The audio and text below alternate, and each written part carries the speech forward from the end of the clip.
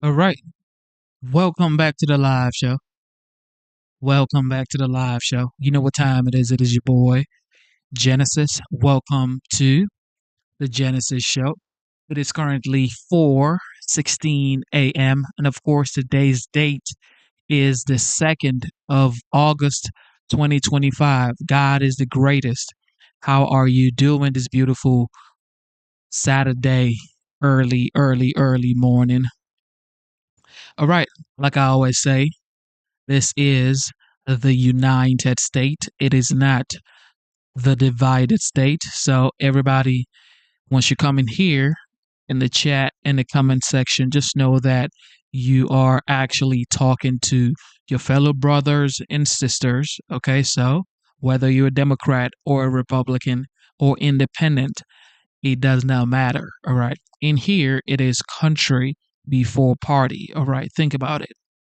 You are an American first before you are a Democrat or a Republican.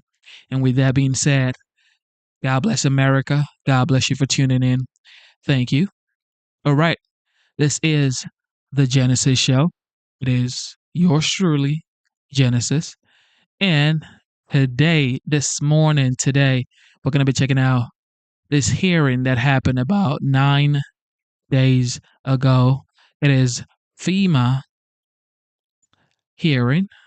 So the disaster response hearing by FEMA held by Transportation Committee in Congress. So we're going to check that out. And we will probably check out another hearing. Not absolutely sure, but for sure, this right here is most likely going to be fully played out this morning. It is a 1 hour, 55 minute here. All right. All right. Here we go. Sit back, relax, enjoy the show. I like playing hearings like this because uh, most Americans would like to listen to it, but maybe they don't have time to listen to it. So hopefully you're here and you are sort of enjoying the chat in the comment section, the back and forth, which is why we do this show, Freedom of Speech, here on the Genesis Show. Shout out to YouTube. Here we go. Be permitted to sit with the subcommittee at today's hearing and ask questions without objection. So ordered. As a reminder, if members wish to insert a document into the record, please also email it to documentsti@mail.house.gov. With that in mind, the chair asks unanimous consent to enter into the record letters from NAMIC and the Western Governors Association without objection. So ordered. The chair now recognizes himself for the purposes of an opening statement for 5 minutes. I begin by thanking our witness, Mr. Richardson, for being here today to discuss fixing the emergency management system and improving the Federal Emergency Management Agency's, or FEMA's, disaster response. Earlier this month, devastating flash floods hit Texas, causing a death toll of more than 130 people, including children, from a summer camp. The Coast Guard, FEMA, and other federal agencies assisted Texas in the search, rescue, and response.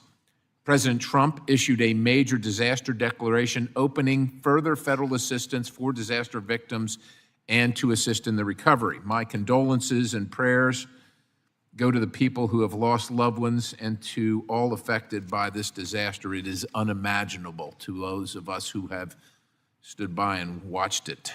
So far in 2025, there have been 20 disasters, resulting in major disaster declarations across 10 states.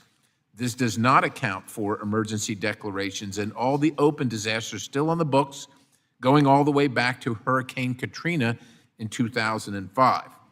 I've said this before, I question the increasing role of the federal government in disasters, but when the federal government responds, it helps no one if assistance is slow, bureaucratic, and cumbersome. States should be the lead in preparing for, mitigating against, and responding to disasters. When the federal government does provide assistance, it should be fast, agile, and targeted in a way that's most effective. What I believe we can all agree on is this: 20 years from now, in 2045, we do not want to see congressional hearings asking why disasters that happen in 2025 are still open. The longer it takes for communities to rebuild, no matter who's paying, the higher the costs, and the more vulnerable those communities are to additional harm from other hazards. Over the years, Congress has passed reform after reform trying to fix FEMA and get federal disaster response to work effectively. Quite honestly, little seems to work or have been effective. Congress passes something intended to fix disaster response, but bureaucrats continue to complicate the law with added regulations. This makes the implementation and process more confusing. At times, it seems the process actually gets worse, not better. The process becomes even more unclear when you add in the numerous federal agencies that are now involved in disaster. The whole point of FEMA was to carry out the president's authority in disasters and manage the entire federal government response. However, we seem to have gotten away from that, and we have many agencies, often with conflicting requirements and rules involved, slowing the process even more. Today, I hope we can touch on not just what is happening or happened in Texas and other recent disasters, but how we can work together effectively to fix our emergency management system. Our constituents, American people, are depending on it. It is our duty. How do we make it work better for the communities hit by the disasters, and how do we also respect the taxpayer? I appreciate the leadership of the full committee, Chairman Sam Graves and the ranking member, Mr. Larson, for their work in trying to tackle these issues with their legislation, and we look forward to seeing that very shortly. With that, I look forward to hearing from our witness. The chair now recognizes the ranking member, Mr. Stanton, for 5 minutes in his opening statement. Mr. Chairman, before I begin my testimony, I ask for unanimous consent that the committee observe a moment of silence to honor the 135 lives lost in the Texas floods and to pray for the safe return of those still missing. Without objection, so ordered.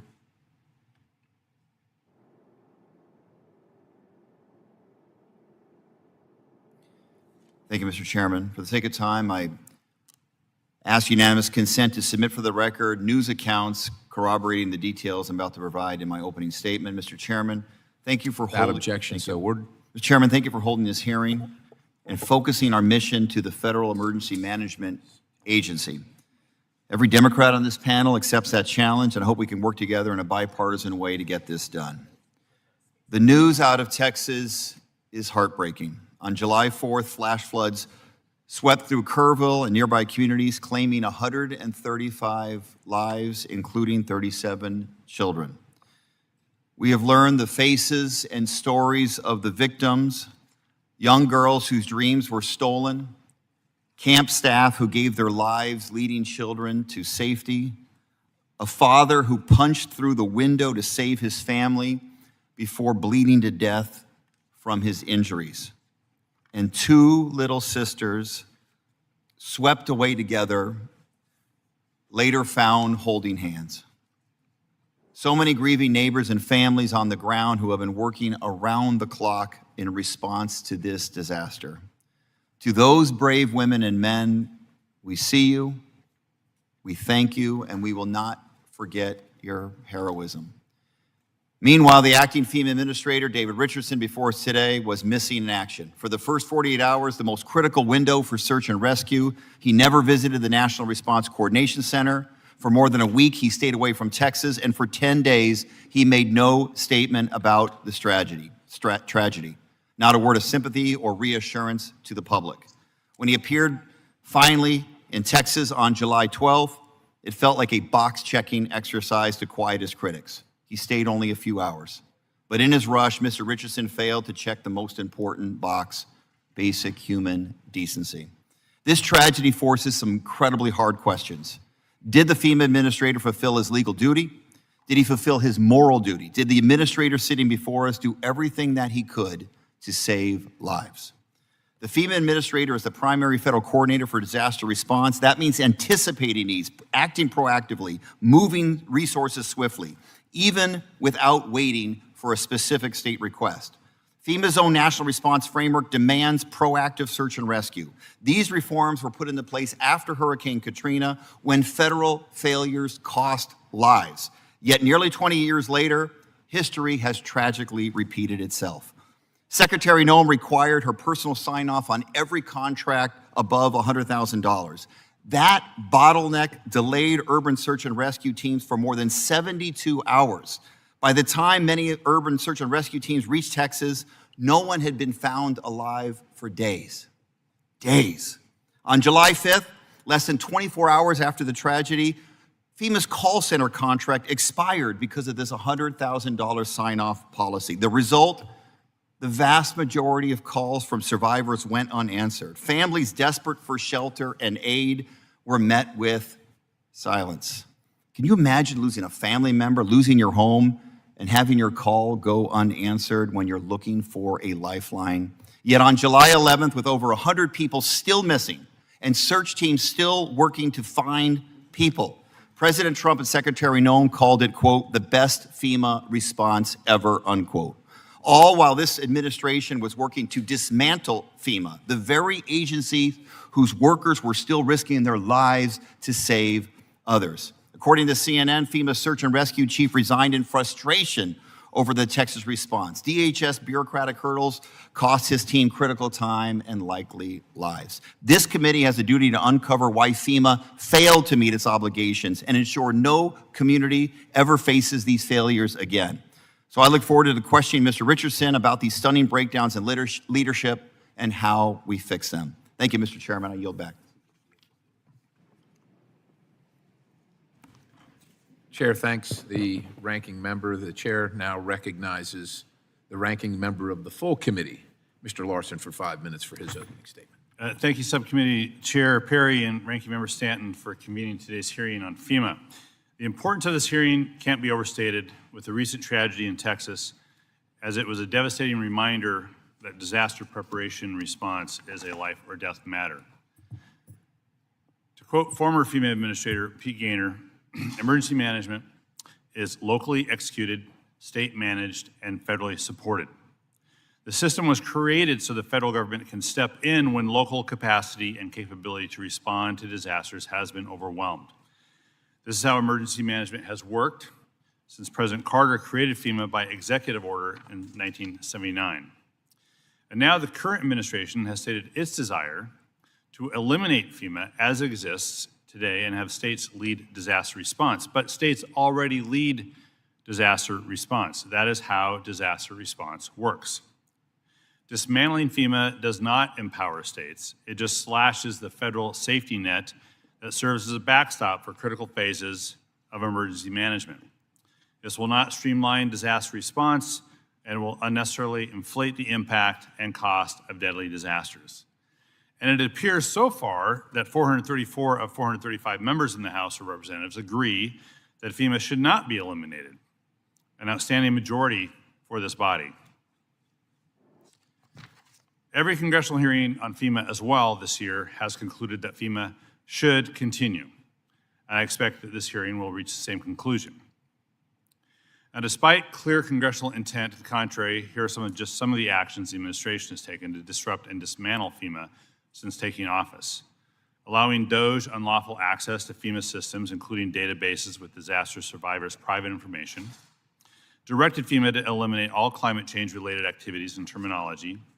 Fired 200 probationary workers and pressured over 2,000 more to quit or accept early retirement packages. Halted all FEMA work related to resilient building codes and construction standards.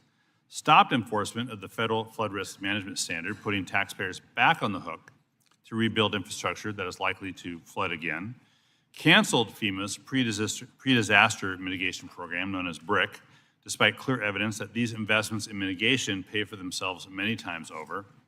Ignored statutory deadlines to facilitate FEMA disaster preparedness grants, mandated a wasteful and inefficient manual review of all grant disbursements, freezing over $100 billion in payments, ordered every grant and contract over $100,000 to be personally approved by Secretary Noem before disbursement, and ended door-to-door canvassing to help survivors register for federal aid after disasters. Now, the culmination of these efforts paint a scary picture. that this country is not ready for disaster season. In 2017, Hurricanes Harvey, Irma, and Maria stretched the system. A similar hurricane season this year would break the system. So after reading your testimony, Mr. Richardson, I'm glad to hear that we both agree that FEMA should exist. That's why I've worked with Chairman Graves to draft the Fixing Emergency Management for Americans Act, or the FEMA Act. Our bill will restore FEMA to being an independent cabinet-level agency, creating a new public assistance program that gives incentives to states to prioritize resilience and rebuild quickly, improve FEMA's individual assistance program for disaster survivors by creating a universal application for federal assistance, making it easier for survivors to access resources for basic needs and housing, and restructure FEMA's mitigation programs to make funding accessible with greater speed and reliability. It does many other things, and it is based on bipartisan work of this committee and has bipartisan proposals from folks on this committee and off of this committee. We'll be introducing the bill this week after months of painstaking review and incorporation of stakeholder feedback. We're not waiting for a FEMA Review Council. We don't need to wait for a FEMA Review Council. We've been reviewing FEMA for a long time, and that's why the FEMA Act is getting introduced. So I look forward to moving this legislation through the committee and to the House floor before and hopefully having it passed by both houses of Congress and signed into law. That is the process of making major changes to federal government agencies.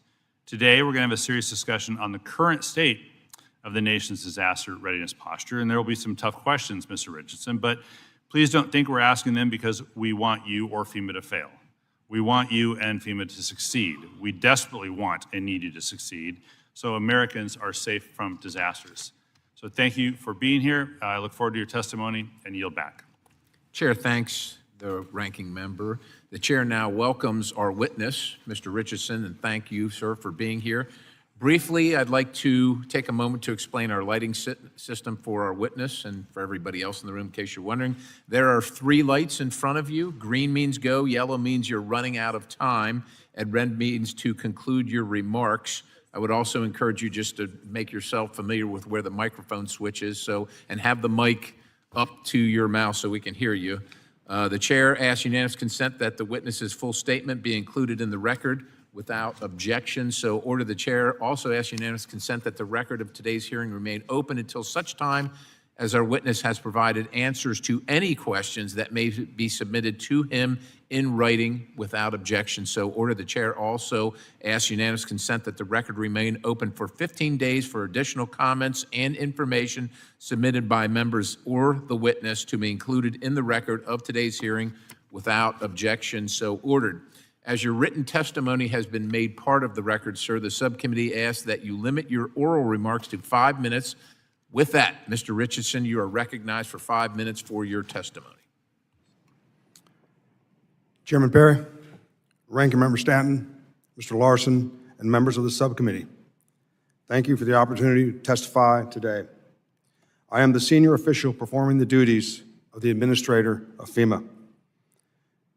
Before I go on, I'd be remiss if I didn't recognize the tragic loss of life in New Mexico and Texas after the recent flooding. I was on the ground in Kerr County and saw the devastation firsthand. I'm a father, and my heart sank when I heard so many children perished in Texas. My heart goes out to all of those who have lost loved ones. That said, I'm honored to be asked by Secretary Noem to assume my current position at FEMA as we work to implement President Trump's vision of ensuring the American people get immediate, effective, and impartial disaster response and recovery.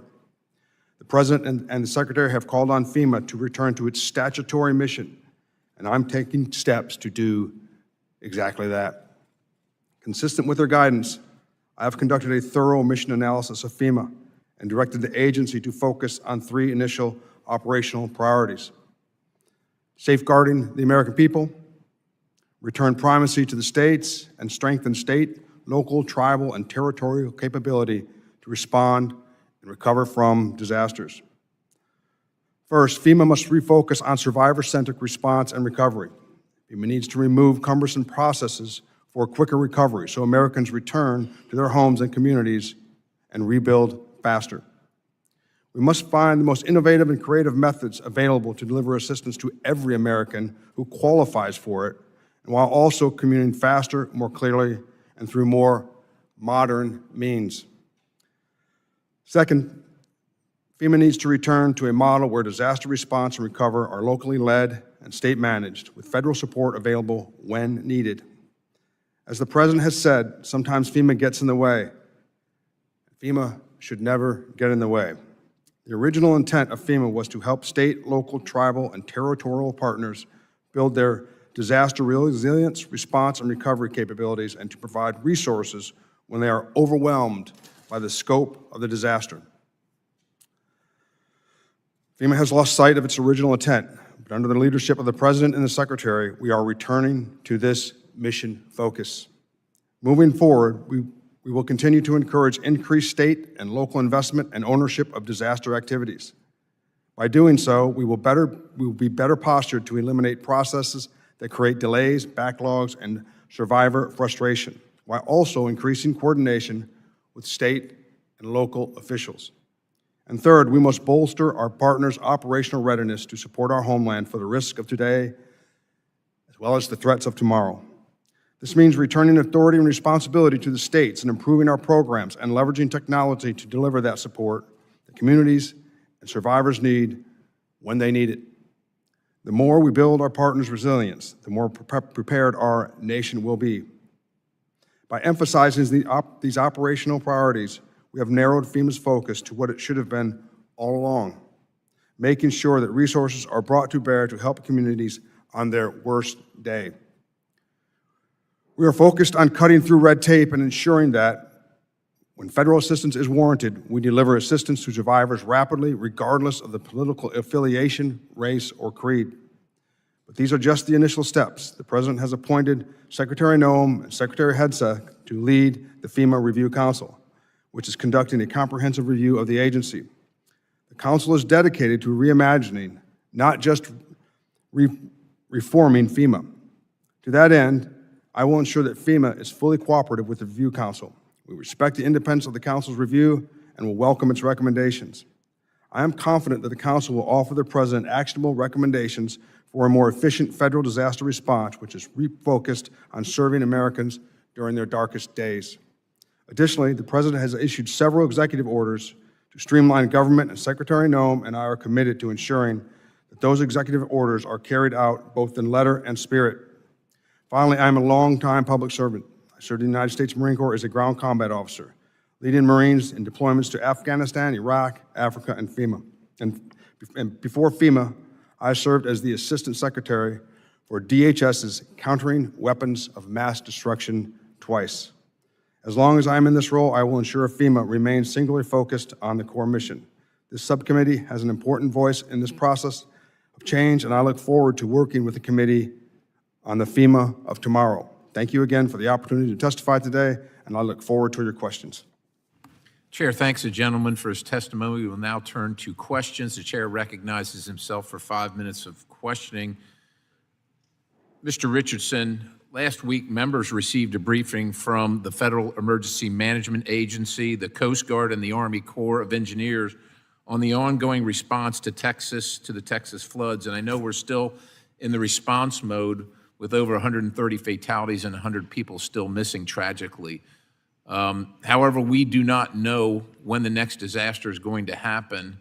And so I know that we're looking for after-action reports, but I think I need to turn to some of the questioning, or at least a testimony today, because it countervails what we heard yesterday or last week directly from FEMA, from Mr. Turi, when I asked him particularly about response times to the call center.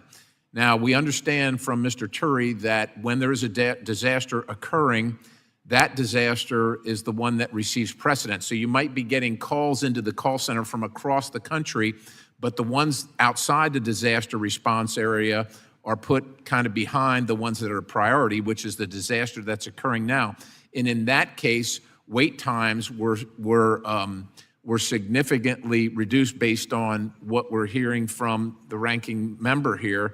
And look, we just want to have the correct information. We don't want to say that anybody is distorting the truth, but we got to make decisions on the correct information. So the information we got from Mr. Turi countervails what we're hearing right here in the committee today. And so I'm hoping you can elucidate us as to what you know about the call center response time. We also know that people from around the country that call and don't receive an immediate pickup from the call center hang up, but those are still counted as calls into the response center, and they're aggregated into the response time. So can you, as well, we also heard that FEMA did not receive a request from the state until Monday. So there was no request prior to Monday for FEMA to get involved in the disaster response recovery effort. And so I'd like you to elucidate, if you could, any of that information that we received from Mr. Turi last week. So thank you for your question, Chairman Perry. First, to the call center. So anytime that there is a disaster, we surge support to the call center to address those calls. And that's what we did. And so the disaster happened on Friday, and then there was Saturday and Sunday. And for most people, they don't call into the call center over the weekend. They would call in on the Monday. And indeed, we had the surge support available all weekend, and when they came in on Monday, of course, there was a surge. Now, as Mr. Turi very likely told you, all calls were answered within 3 minutes, and no call, or in 3 minutes, and no calls beyond 10 minutes. So it's from 3 to 10 minutes. And the vast majority of phone calls were answered, and the questions were addressed. Now, regarding I think the next part of the question is the support on the ground in Texas on, you said Monday, correct? Well, that's what we understand from Yes. Mr. Turi is when FEMA received the request from the state of Texas.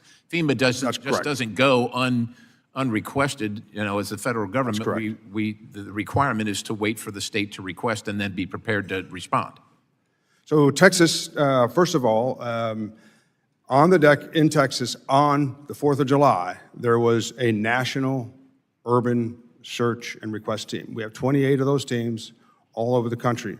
One of them is in Texas. So in College Station, Texas, that FEMA-funded, FEMA-trained, and FEMA-equipped asset was already on the deck on 4 July.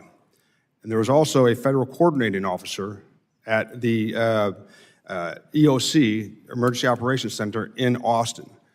And regarding the request on Monday, that is correct. So the disaster declaration didn't come in until Sunday, and then Monday they requested, and the support was there within 24 hours. Within 24 hours, is there a standard by which is set for FEMA on the response time? Is 24 hours? It seems, from my standpoint, that seems like a long time to wait. So just tell me if there's a standard. When we had a medevac call in Iraq, as the commander of the task force, if the aircraft wasn't airborne within 8 minutes of the call, it was a call directly to the Secretary of Defense. What is the response time, if you know, required for FEMA on such a response?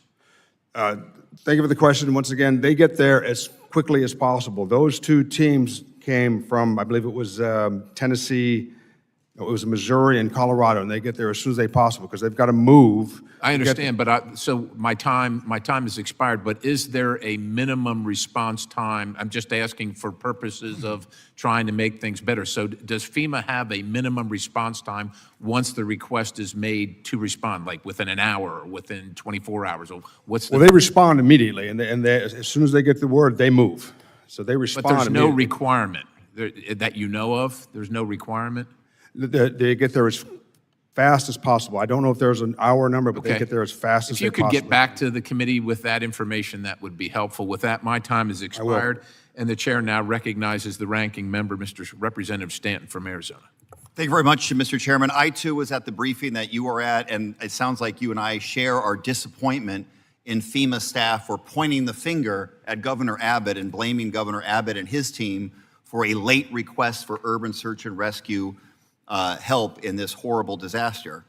But as Mr. Richardson, I'm sure, knows, under federal law, under the National Response Framework, FEMA does not wait for a request from the local government. Under the National Response Framework, federal law requires FEMA to anticipate the needs of states in disasters, to coordinate proactively, and not to wait on the state's request for positioning resources.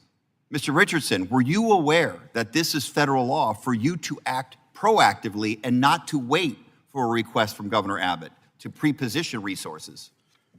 Thank you for the question, Mr. Stanton. The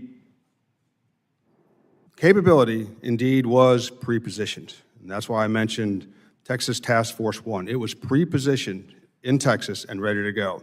Once again, that's a federally trained, federally equipped, and they were. Mr. Richardson, I got to cut you off because I have a short time. You need to talk to your staff because your staff was pointing the finger at Governor Abbott and say the lack of urban search and rescue proactivity was based upon a late request from the governor's office.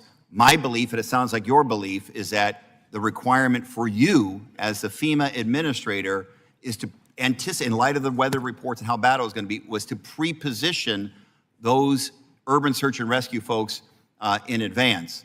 And I believe that FEMA has failed in that mission because there could have been a lot more urban search and rescue there later. They weren't there until 72 hours after the tragic incident. How many times have you met with President Trump since you've assumed this role? I have not met with President Trump. How many times have you spoken with President Trump one-on-one in your current capacity? I correspond with the president on a regular basis. Where were you on July 4th and July 5th of this year? On July 4th, I was on vacation. When did you return from your vacation? I returned the next day. So on July 5th, you returned to Washington, D.C.?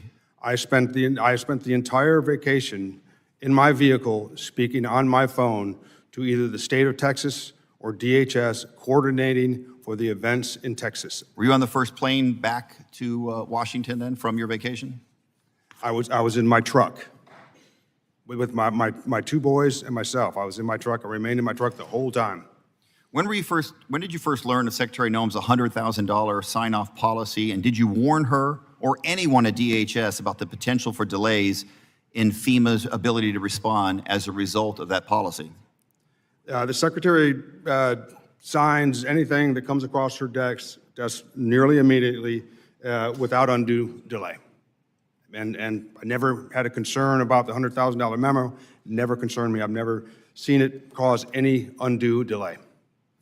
The $100,000 sign-off policy did not delay your ability to proactively put forward resources, urban search and rescue resources in place as soon as you knew about how bad the flood was.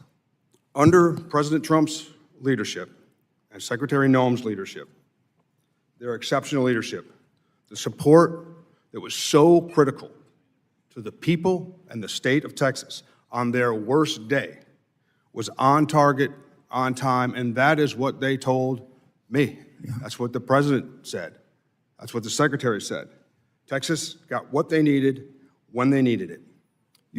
So your lack of visibility in the hours and days and even week after this horrific flood that cost so many lives is shocking. Secretary Noem was very present. You were not. Did President Trump, Secretary Noem, or any official at the White House direct you to stand down during this crisis? I was in constant communication with the state of Texas, DHS, and the White House, handling the disaster immediately when I found out. And I remained so for the entire time. Constant communication with the emergency manager in the state of Texas, NIM-KID, as well as Region 6, as well as communication with the White House and Secretary Noem. I was on full duty, full time. Mr. Richardson, you were nowhere near Texas at the critical moments in the search and rescue, and you did not even show your face for more than a week after the flood. You are the administrator of this critical agency. You're the leader, but you did not lead as you are required to by federal law. But worse, you seem uninterested to learn what went wrong and how to respond better.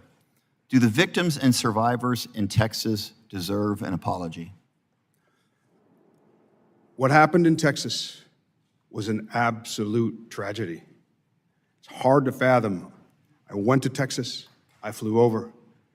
It was an absolute tragedy. My heart goes out to the people in Texas. Yeah, I know that there was... That was intended as a yes or no question, and I'll appropriately take that as a no. Mr. Chairman, this wasn't just incompetence. It wasn't just indifference. It was both. And that deadly combination likely cost lives. I yield back. Gentleman's time has expired. The chair now recognizes Representative Vizell from Mississippi. Thank you, Mr. Chairman. And thank you, Mr. Rich, for being here, and thank you for meeting with me earlier last week. We discussed numerous FEMA issues the other day. For years, the agency has struggled to respond effectively to disasters, both before and after they occur. A couple of months ago, one of the county managers from North Carolina testified before this subcommittee and reflected on the fact that FEMA did not even pick up the phone when tragedy struck. Within my own district, as we've discussed projects that still linger after Katrina, we're coming up on the 20th anniversary next month. 20 years after the deadly hurricane, my office is still battling with FEMA over issues from that hurricane. Mr. Richardson, what measures is FEMA taking to finally close out the Katrina projects? There's a great emphasis on closing out the FEMA projects. It's one of my discoveries during the full mission analysis at FEMA that we have a long ways to go on closing out all the open disasters. In fact, just this morning, I was briefed on the open disasters, and that's one of the challenges we find with FEMA, that it's there's too many bureaucratic processes in the place for closing out the disasters. You gonna work on cutting out some of those bureaucratic issues? Indeed, I am, sir, and I would be glad to collaborate with you, come see you, and talk you through how we're doing that. Thank you. Kind of switching gears here just a minute. Last Congress, I asked Administrator Criswell to consider the flood maps provided by locals in my state. I am encouraged by the positive feedback from that, and I want to continue on with conversations about that between FEMA and the stakeholders in Mississippi. A more informed consumer base armed with clear signals about their flood risk would lead to a better insurance participation, stronger risk pools, and encourage flood mitigation investments that reduce flood insurance premiums and help the taxpayer. How is FEMA modernizing NFIP to meet the need for property level risk flood management? So the National Flood Insurance is a challenge. The floods are the most damaging disaster that we have, and that's that costs billions of dollars a year. So what I can say is that we are looking at ways to modernize. And I don't want to get ahead of the FEMA Council, because I know that the FEMA Council is also looking at ways to modernize the flood insurance program so that we can all benefit from it. Right now, as I mentioned, it's very expensive, but we always pay out the premiums at FEMA. Thank you. Mr. Richardson, many states depend on preparedness grants for approaching disasters. Currently, we are in hurricane season, as you well know, and these grants are vital for preparation and mitigation. Mr. Chairman, I request to submit for the record a letter from Representative Davidson and Representative Landsman to Secretary Noem and Mr. Richardson. Without objection, so ordered. Mr. Richardson, can we expect the notices of funding opportunities for FY25 grants to be released? They're currently 68 days behind their past due date. I have good news. As we speak, notice of fundings are going out the door. Great. Well, that's really good news. Lastly, Mr. Richardson, have you been able to read through the bipartisan work product the committee has introduced on FEMA reform, and what's your opinion of the reform draft? Indeed, I have. Can you repeat the last part of the question? Just, have Mr. Zell? you've been able to read through the reform we've asked, and can you give us your opinion about the draft? So I read through the draft, and because I've done my own thorough mission analysis at FEMA, I'm pretty familiar with the language in your draft. And there was a couple of things I saw. And although it didn't address mission creep necessarily, what I did see was that it was restricted to the statutory missions of FEMA, which is good, because what I discovered during the mission analysis, there's a lot of mission creep. A couple other things I saw in there. There was a large emphasis on coordination. I think part of the mission creep at FEMA is that there's boots on the ground where we should be doing more coordination. I do believe I saw something in there on continuity, which is outstanding. And then I think there could be better survivor interface, and that's also something that was in the draft language. Thank you, sir, and I appreciate you being here today. And Mr. Chairman, I yield back. Chair thanks the gentleman. The chair now recognizes the ranking member of the full committee, Representative Larson from Washington. Thank you, Mr. Chair. Mr. Richardson, your testimony says that you've been asked to, quote, return FEMA to its statutory mission, and you mentioned that a couple times. So I have a list here compiled by the Congressional Research Service of the 518 actions that the law mandates FEMA needs to do. And currently, FEMA doesn't follow all these laws. It's 518 statutory missions. This is kind of a crazy question, but can you commit today that you'll fulfill the promise in your testimony to return FEMA to its statutory mission and implement all the mandates in this list? So the answer is, we did our own mission analysis at FEMA, which comes up with not far from the statutory tasks that you have there. And what we did, and I can commit to, is that we developed 8 mission essential tasks that we have to do by statute. We've only done the initial analysis, but what I can commit to is until otherwise directed, we'll continue to carry out the mission essential tasks for the Federal Emergency Management Well, I think it's fair to say that there are probably 8 categories of missions. I don't think FEMA only does 8 things, and I think that what these 518 actions that are in law says FEMA has to do that are your mandates are worth going over. So I want to be sure we enter this in the record, Mr. Chair. Mr. Chair, I'll take care of it. The next thing I want to ask is, you noted that the original... Without objection, sir. Your testimony says the original intent of FEMA was to help state, local, tribal, territorial partners build their disaster resilience, and that FEMA, quote, must bolster our partners' operational readiness to support our homeland for the risks of today and threats of tomorrow. Here's the thing.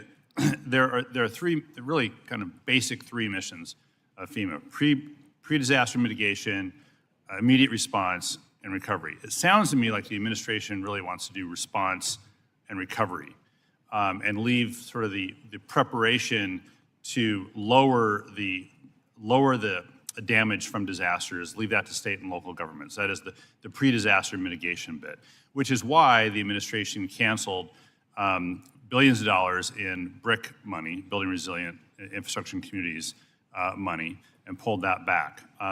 But it does seem that you aren't helping communities prepare for their worst day if we are not helping them, if we're not including in the recovery bit the ability to build for that worst day, so the impact of the worst day is less than it could have been. And that is pre-disaster mitigation assistance. I'm thinking specifically of a lot of things in my state. One in particular, the $85 million grant that was 4 years in the making for the county of Grays Harbor. I can get the details on it. But this is not a county that is going to find $85 million under, in the couch cushions to be able to do that work. And there are places all over the country that need federal assistance for pre-disaster mitigation in order to prepare for the likelihood that something's coming in the future. Could be floods in my area, could be earthquakes in my area, could be wildfires and so on. But the administration is sort of saying, no, states and locals, you need to do that when they don't have the money to do that. We're the backstop.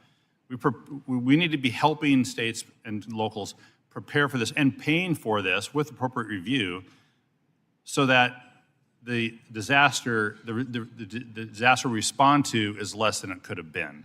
And so, I mean, do you think that FEMA has no responsibility to help local governments and state governments prepare for that worst day? Because that's what it sounds like.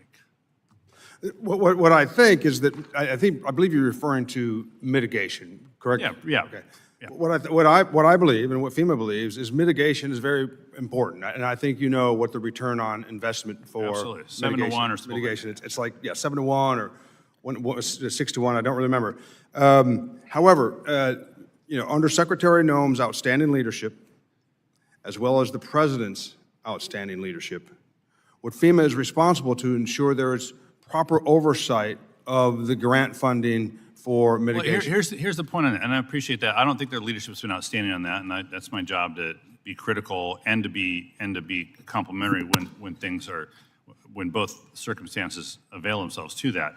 But on pre-disaster mitigation, on helping communities prepare, I don't think they've done outstanding leadership. They've actually cut the money to zero to help our state and local governments prepare for that worst day. So the worst day is less than it would have been. And we may not have been specific in the FEMA Act to include that. We're looking at changes to make as part of the FEMA Act. It doesn't mean we're against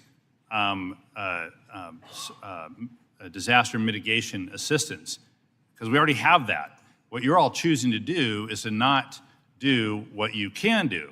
Now, the law doesn't say you have to fund the BRIC program. It authorizes you to fund the BRIC program, DRF, but not funding the BRIC program is actually making the worst day the actual really the worst day, as opposed to investing in ensuring the worst day is less than it could have been. I just really got to hit home on that, and we're really going to push hard on you all, the administration, so that their leadership can be outstanding. I want it to be outstanding. I don't think it is right now. I'll yield back. Gentleman's time has expired. The chair now recognizes Representative Kennedy. Thank you, Mr. Chair. Thank you, Mr. Richardson, for being here. I wanted to start off with a disaster that's unfolding in the state of Utah right now, a fire that currently is, the Deer Creek fire has burned more than 17,000 acres, and we have over 580 firefighters and personnel on the line right now in the state of Utah. There's helicopters, dozers, and engines that are backing up these individuals trying to help with that. But I want to recognize their courage and thank FEMA for stepping in to help early with a fire management assistant grant. That's really important to us, and that federal support actually can make all the difference as we deal with the wildfires, not only in the state of Utah, but throughout the West. That said, serious challenges remain. In 2024, Utah expected to spend $12 million on wildfire suppression, and instead, we spent $28 million by late August. And FMAG reimbursements from previous fire seasons are still delayed for us, leaving the state to front the costs. Thanks to your leadership and the Utah State Legislature, we're now operating with a unified wildfire suppression fund that supports prevention and post-fire recovery. It's a forward-looking state-led model that gives Utah the flexibility to act quickly and invest wisely. Utah needs federal partners who help us move faster, not slow us down in these circumstances. I have a few questions regarding that. So the first question is, working with the Utah Legislature, we've got this wildfire suppression fund that is designed to manage all phases before, during, and after the fire. How is FEMA supporting that kind of state-led model, especially for major incidents like the Deer Creek fire and smaller fires like Amelia and Rye Draw? Thank you for your question. So the way we manage that is not only through FEMA, but also through the regional administrator, and they work very closely with the states on those issues. I am very aware, my heart goes out to the people of Nevada of the fires. I get briefed on that nearly every day, so I see them. And so that's kind of how we handle that normally at the regional level. And the regional managers, they'll contact me, we're in close communication, and we work through any issues that happen. But no, that generally happens at the regional level, which is it's how it should be, because that is the closest to the state. Good. Thank you very much for that. As to these reimbursements, the assistance grants reimbursements, Utah is still waiting for FMAG payments from past fire seasons. What is FEMA doing to speed that up to help these states that have spent a lot of money to suppress these wildfires, often that are on federal lands? So you're asking me how we're speeding up the FMAG Yes. process? How do we speed up the FMAG process? So I'm not real familiar with exactly how we do the FMAP. What I like to do is go back to my office and see Please do. exactly how it's done, and then we'll bring to you some recommendations. If I Yeah, can and bring it anything back we to can you. do to help with that, with recommendations on your part or our part. The reality is this is in the state, but the federal lands are often implicated, which leads me to my final question. If I have any time remaining, I'll yield that to my chair. But the Deer Creek fire currently is crossing county and state lines as well as tribal lands. And what systems is FEMA using to support real-time coordination as we deal with various jurisdictions associated with these fires, which don't respect boundaries? So are you asking me what technology we're using? Technology or methods that we'll use as these fires cross various jurisdictions, including state lines, county lines, and tribal lands.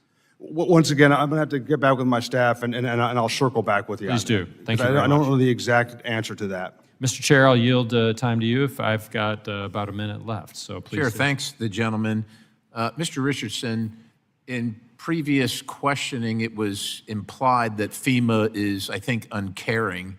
And many of us on either side of the aisle here have certainly plenty of, I think, justified criticism of FEMA. But in regard to the Texas fire or Texas flood and the search and rescue effort, is my understanding in the briefing last week that the governor requested the Coast Guard, indeed close by, one unit located in Houston. Neither unit could get to the site of the flooding and actually do search and rescue or recovery operations due to weather. And as a matter of fact, one of the members of the Coast Guard has been highly decorated for his actions on the ground there. Can you, look, like I said, we just want to make sure that we level set here and we understand what happened, what FEMA's role was, what FEMA was prepared for, but what was actually used by the governor. If FEMA was stationed on site, but the governor didn't want FEMA there because he wanted to use the Coast Guard because of a pre-existing relationship or because of capability or location, that's important to know now. Can you provide or shed any light on that issue? Definitely, and thank you for the question. So let's back up. So from the second that I found out about the horrible disaster in Texas, what I was doing was coordinating, okay, from where I was coordinating to ensure that these assets were being applied to the disaster. Now, Texas Task Force 1, which is a FEMA paid for and equipped asset, was working also with the emergency state manager, but they also have a direct relationship with the Coast Guard, CBP, Public Health, and the Texas National Guard. So there were other forces on the ground that were either federal forces like Texas Task Force 1, which is a national, and then there was also other DHS assets. And through Secretary Noem's extraordinary leadership, my coordination, we made sure they were available to the Emergency Operations Center. Appreciate the answer. The time of the gentleman is long expired, and I want to respect everybody on the committee. The chair now recognizes the delegate from Washington, D.C., Ms. Norton. Thank you, Mr. Chairman. Mr. Richardson, the Potomac River is the only source of drinking water for the nation's capital, which I represent. The Army Corps of Engineers produces the drinking water for the nation's capital, and the Army Corps only has 1 day of backup water supply. This poses a significant risk to the residents of the nation's capital, the operations of the federal government, national security, and regional economy. What steps, if any, has the Federal Emergency Management Agency taken to prepare for the possibility that the Potomac River could become unusable for drinking water at any moment, whether through man-made or natural events? Ms. Norton, thank you for your question. And the first time this came to my attention was yesterday afternoon. And before I left the office, I asked my staff, I said, we need to get together a information so that I can go sit down with Ms. Norton and walk through this. And we need to know all the issues. So if you would allow me to come and talk you through this and figure out how we're going to address this, I would appreciate it. very much. I'd appreciate your coming. Do you believe that human activity, particularly the burning of fossil fuels, is the primary cause of climate change? Thank you for the question, Ms. Norton. What I believe is, I'm the sitting in the chair of the FEMA administrator. What I believe that we will address disasters regardless of their origin. Well, do you believe that the frequency and severity of natural disasters in the United States are increasing? What I believe is, regardless of whether they're increasing or not, that the FEMA is there to assist the American public, the nation, in disaster response and recover, regardless of the origin or regardless of the frequency. Thank you very much, and I yield back. Chair thanks the gentlewoman. Chair now recognizes the gentleman from Texas, Representative Babbitt. Thank you, Mr. Chairman. I appreciate it. And also thank you, Administrator Richardson, not only for being here, but also for your service as a Marine. Thank you so much. The tragic events that took place during the flood in the heart of the Texas Hill Country has shaken us all very, very deeply. But for me and many families in my district, this hit pretty close to home. The Hill Country is home to Camp Mystic, Camp Stewart, Camp Waldemar, Heart of the Hills, many other ones, cherished summer camps. The children at these camps were heavily impacted by the flooding. My family's connection to these camps spans generations. As a matter of fact, my father-in-law, my brother-in-law were there in the 30s and 60s. I was a teenage counselor myself in the 60s. My own granddaughter had just returned from Camp Mystic's first term earlier this summer, and another one of my granddaughters was planning on attending Camp Mystic as well in the second term, but unfortunately, or should I say fortunately, she had a torn meniscus and we had to cancel. I've had 4 grandsons attend Camp Stewart just a few miles down the road, and there are so many more people not related necessarily by blood, but who feel like camp family to me.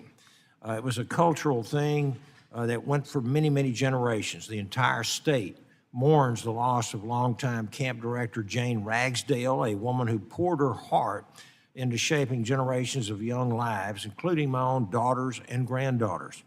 No words can really truly capture the grief and heartbreak that so many of us feel, but we owe it to these families and future generations to ensure that this never happens again.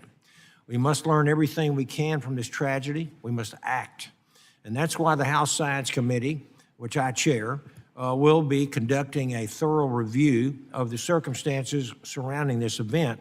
And it's also why reauthorization of the Weather Act must prioritize improving weather communication, strengthening coordination with local officials, and accelerating technological innovation. Communities must have every single advantage when severe weather hits. NOAA and the National Weather Service must be equipped to fulfill their core mission, protecting life and property. The National Weather Service has been found to have done their job. They were not understaffed. The truth of the matter is they did what they needed to do. Administrator Richardson, as you know, heavy rains and flash floods are not uncommon in Texas, especially in my own district over on the east side of the state, where we've had 7 disaster declarations in 10 years. But the scale and suddenness of this particular event in Kerr County, Texas, demand urgent attention. And here on the Transportation and Infrastructure Committee, where we work closely with FEMA on long-term planning and disaster mitigation, I look forward to working with you and your team to identify gaps, streamline interagency communications, and support smart, data-driven solutions, whether it's investing in flood mapping, modernizing warning systems, or expanding public education. We've got to work together to prevent another tragedy. This flood has changed lives forever. We owe it to every single family, camper, counselor, first responder, to make sure that their pain leads to progress. I don't have, well, I've got a little time left, so I want to ask you, I have a question. What steps will FEMA take to ensure that something like this will never happen again? And how can we in Congress support your efforts to strengthen preparedness and response capabilities? Thank you for your question. Yes, sir. So, once again, the events in Texas, the tragic, I mean, we've all heard, descriptions of it, seen descriptions of it, was absolutely horrible, and our hearts go out to the great state of Texas and all the people. I've got 2 boys, and when I flew over the Guadalupe River and saw Camp Mystic, my heart, which had already sunk further. So, and this is how we kind of work this. This is locally led, state managed, and federally supported. So what we do is we work as closely as we can with the emergency managers in Texas and the local communities, and through mitigation grants and resilience and those type of efforts, we work with them to build the best emergency management system we can have. And as you saw in Texas, under the Secretary's leadership and the President's leadership, it worked very, very well. Under NIMKID's guidance, that's a model of how it works. And I can tell you that Texas is in good hands, and we want to use Texas as a model for how it's done. I spoke to, immediately when I found about the disaster, I was on the phone Friday, Saturday, and Sunday, almost constantly speaking to NIMKID, the region, and that crew there, and that's why that was the partnership between FEMA and the state and the local was the reason why that was handled so well, and why, although it's a tragedy, it was a model for how to respond to a disaster. Okay. Gentleman's time has expired. Thank you, Mr. Chairman. I yield Chair back. thanks the gentleman. The chair now recognizes Representative Friedman from California. Thank you, Mr. Richardson, for being here today. I represent parts of Los Angeles, which of course was devastated by huge mega fires recently. Very appreciative of FEMA's efforts on the ground. What we've discovered is that currently FEMA bars providing assistance to disaster victims who've received individual charitable donations, like through their church or through a GoFundMe page. They're finding that FEMA is deducting that amount. So I introduced a bill, Don't Penalize Victims Act, to ensure that charitable donations are not considered a duplication of benefits by FEMA. People aren't raising money to give it to FEMA, they're raising money to give it to victims to help them rebuild their lives.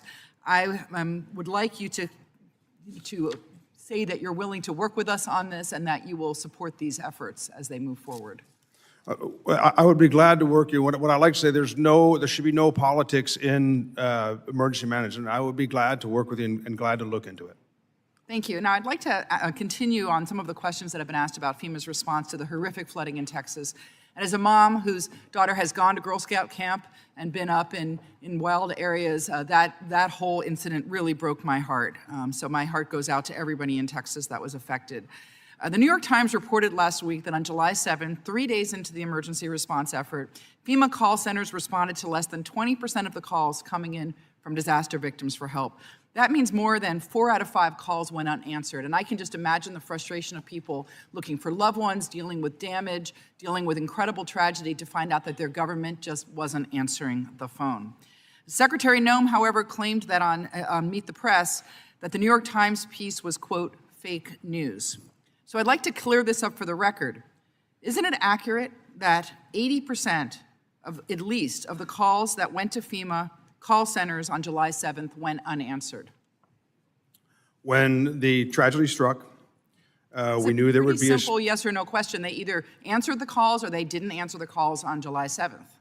When there was a spike in calls, FEMA was there to answer the calls. The majority of the calls were answered at the call centers. Well, that's not what the report says. The report says that on July 5th, as the floodwaters were starting to recede, FEMA received 3,027 calls from disaster survivors and answered 3,018 of them, which is over 99%.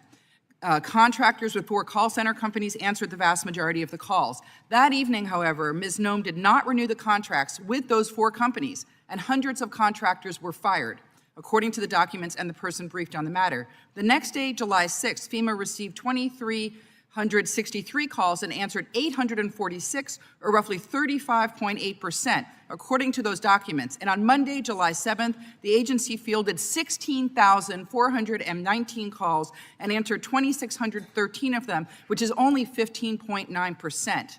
That's shown by official documents. And FEMA officials were incredibly frustrated by the lapse in those contracts and that it was taking days for Ms. Noem to act. A little while ago, you said that part of your job you felt was to remove, you called them bureaucratic, closing out bureaucratic procedures. To me, having someone, one person only, having to sign off on every contract of $100,000 or more is the definition of bureaucracy. And in this case, it led to thousands of victims not having their calls answered by their government. Their government wasn't there when they reached out for help in their darkest hour. So are those numbers fake? Are you telling me that those are fake numbers, or are they verifiable, and did Ms. Noem misspeak when she said that it was fake news? What I can tell you is the vast majority of phone calls were answered. There was never a lapse in the contract.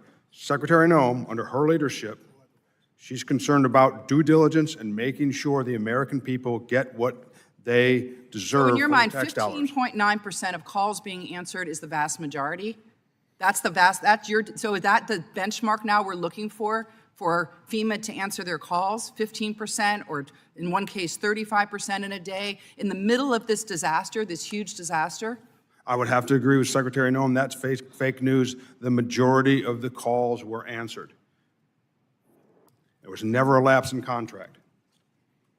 Well, that is absolutely not what the reports from these companies from the disaster says.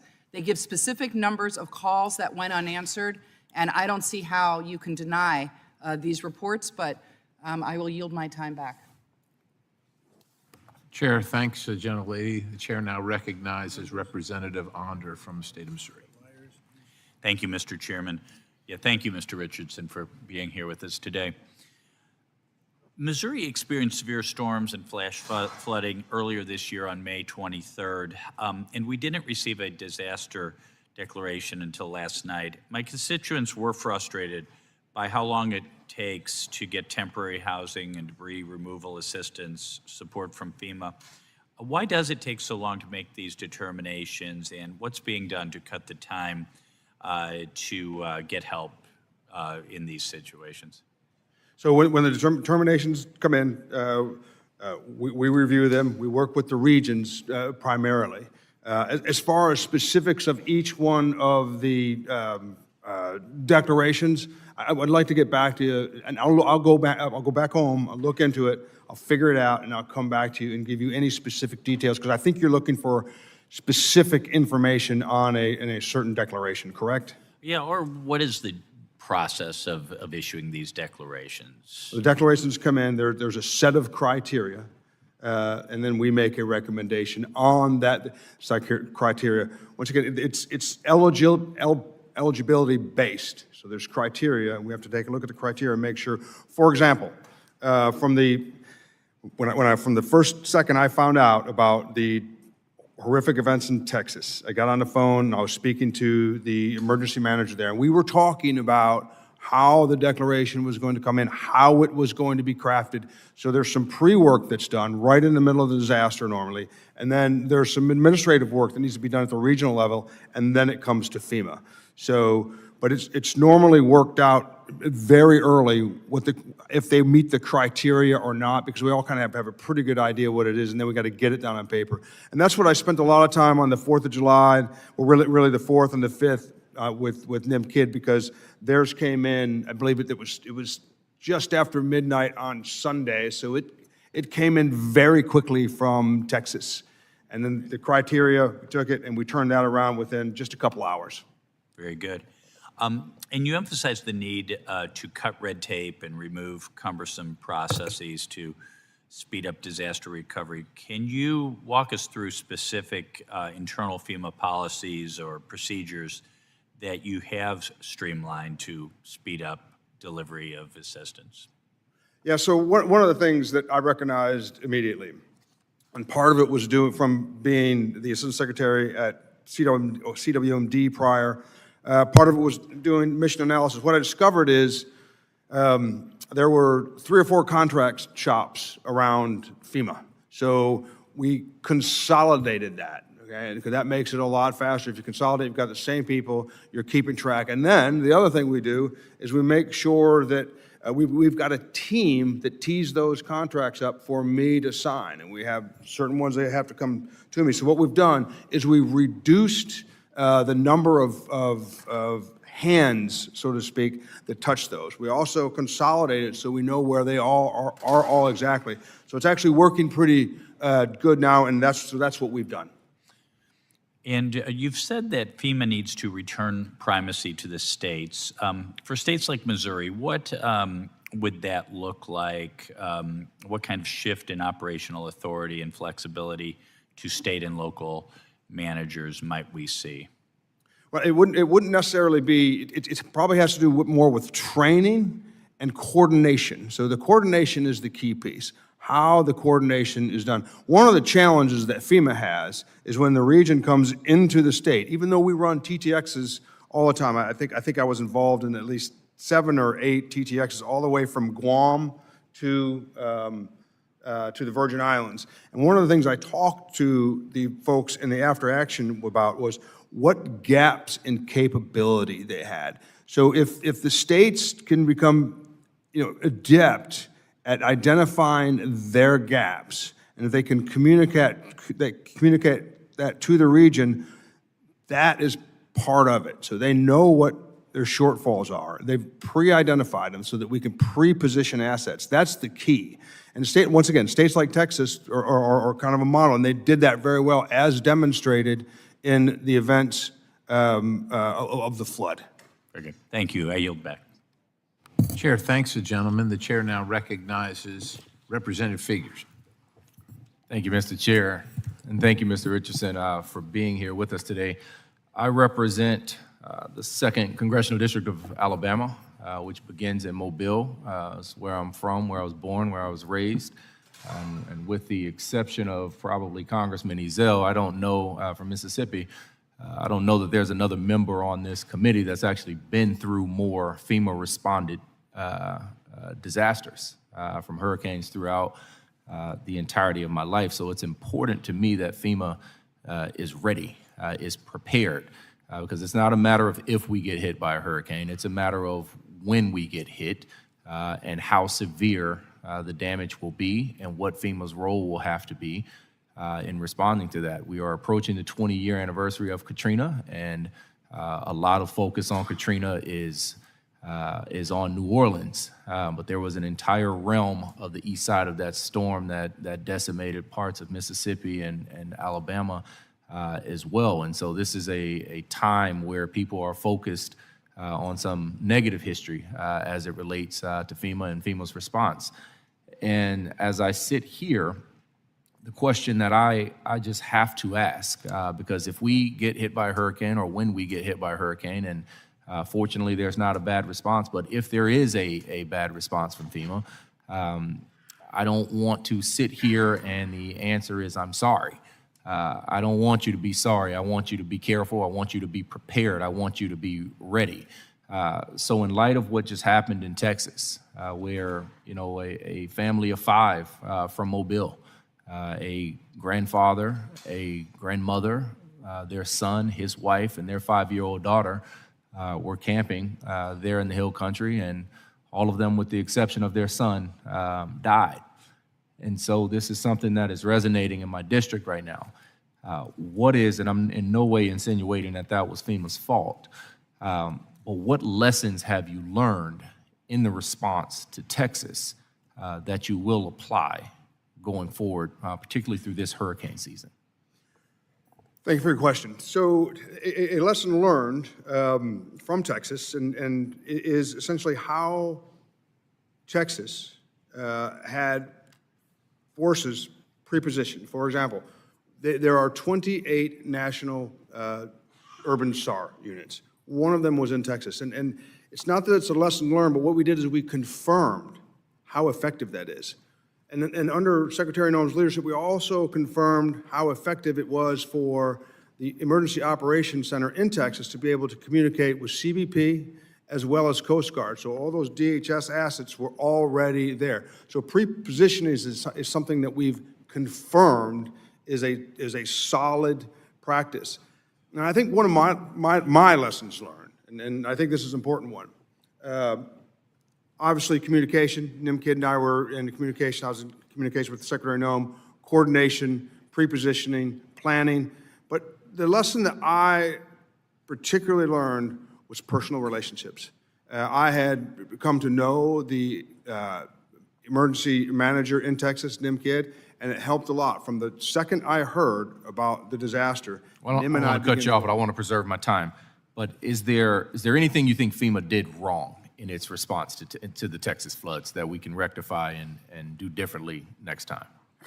I can't see anything that we did wrong, and I think the President and the Secretary have acknowledged that, and so is Governor Abbott, by saying how well we did. So what we would like to do is we would like to take the strengths that we did in Texas, and we're going to share them with other states, and we'll work on them in tabletop exercise to make sure that they can do it as well as Is it your Texas. testimony here today that FEMA's response to the Texas flooding was a perfect game? It was perfect.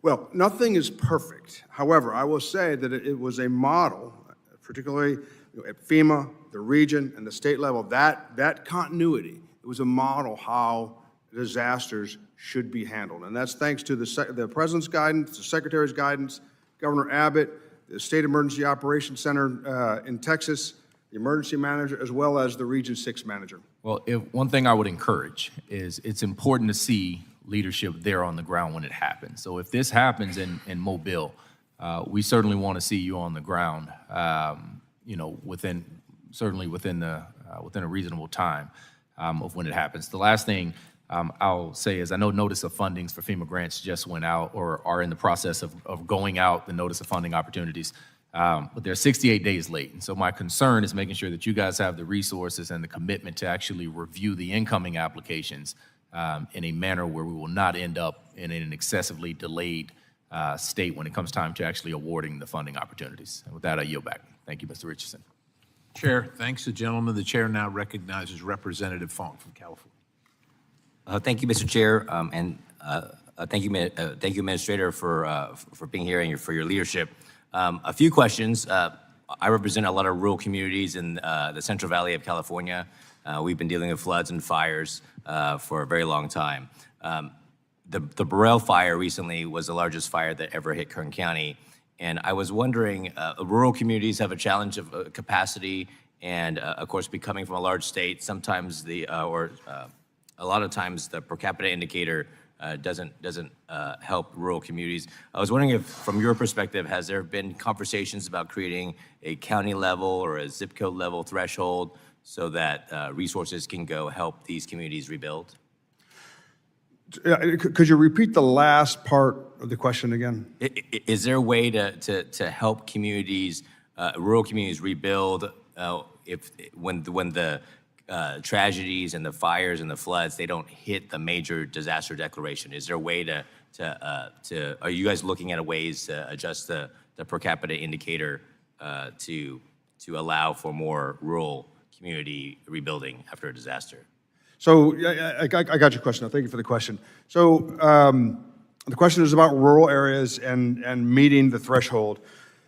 What I will say to that is that, and I don't want to get ahead of the FEMA Council, but the president wants for the country better emergency management, and it's reasonable to believe that piece that you're just speaking to would be a part of that. Because I don't personally come from a rural community, but my parents come from a rural community. I spent a lot of time in rural community. My best friend is a hog farmer in eastern North Carolina. I know what rural communities are. So it's reasonable that would be considered in something in the future, sure. Yes. I would certainly love to partner with you on that and your council. It's in an area where rural communities just don't have the capacity to, when a fire hits, significant impact to that community, and they may need resources, but they just may not hit the threshold of a major disaster declaration, and so we want to ensure that we right-size the response. Yeah, you have my commitment that I'll engage with you, and we can kind of look at it and get your ideas. Thank you very much. I want to follow up from questions that my colleague from Utah asked. We also dealt with floods. My community in Tulare County had to endure and kind of front a lot of the resources to help rebuild. FEMA has a somewhat, before you, a more of a complicated, complex assistance, work through the complexity of the assistance programs. Is there a way to simplify the reimbursement process and maybe expand the advance payments process to help rebuild roads, rebuild bridges that may have been washed away from like a flood? So once again, thanks for your question. And when my team did the mission analysis, when we first came aboard, it was kind of phase one of the mission analysis. And now we're breaking down each one of the mission essential tasks, and we're getting to those things you're talking about right now. Once again, I'll share that with you when the time comes. Sure. And your team has been very helpful since the new administration has come in. I think kind of working through the complexity. So I think you're going to hear a lot from a lot of the rural areas. Small communities, they don't have the technical assistance capacity to work through everything, and the back and forth constantly adds a layer of bureaucracy that maybe we can cut through. Yeah, it's a very important issue. And then in terms of incentivizing investments to mitigate before disaster strikes, has FEMA and your team looked at how to better incentivize investments in areas of limited resources? We are working on that now. This will be part of the discussion, the wider discussion that we can have, if you give me some time on that. Perfect. And I would just want to extend an invitation for you to come to my community. We'd roll out the red carpet for you if you ever come to California. And with that, I'll eat back. I would love to come. Chair thanks the gentleman. The chair now recognizes the gentleman from California, Mr. Garamendi. Thank you, Mr. Chairman. This committee has for a long time been concerned about FEMA, the way it runs and operates. There have been major efforts by the committee as a whole and by the subcommittee. I'm thinking back on much of the work done by Mr. Graves before he left Congress. Going forward, the question of whether FEMA is going to survive or not remains open. In the first week in office, President Trump talked openly about getting rid of FEMA.